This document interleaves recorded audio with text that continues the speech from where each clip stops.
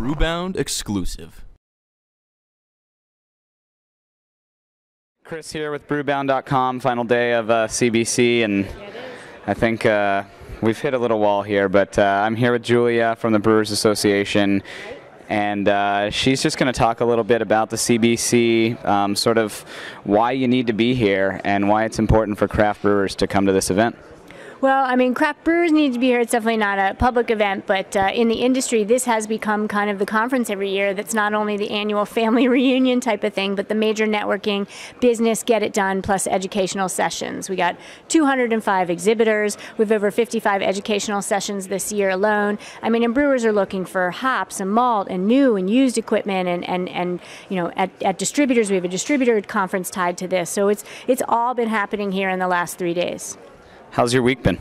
It's been awesome. I have the best job in the world, and I work with the best people, and I interact with the best people.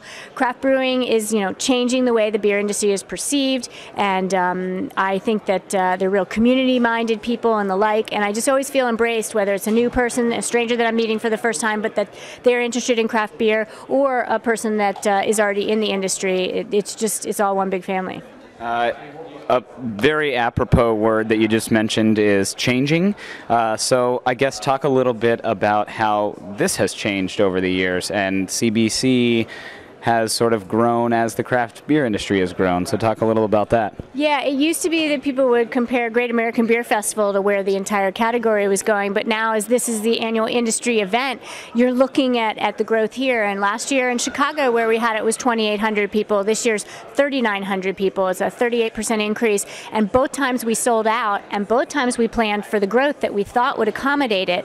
And so we're even getting caught off guard more than we anticipated beyond what we're already accounting for in the growth. So the important thing is that interest behind craft brewers and craft beer is through the roof, and more people are getting into the category. 619 breweries on record in 2010 in planning, and that's in addition to the 1,700 breweries, and that was 200 more breweries in planning than 2009. So it's really something to watch right now. Awesome. So what's been your highlight this week?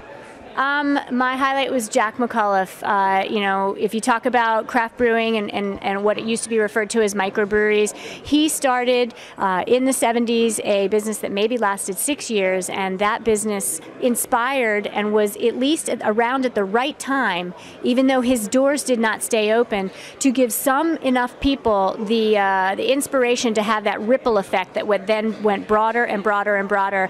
And he was in the room, he was present to the day. He shared some stories.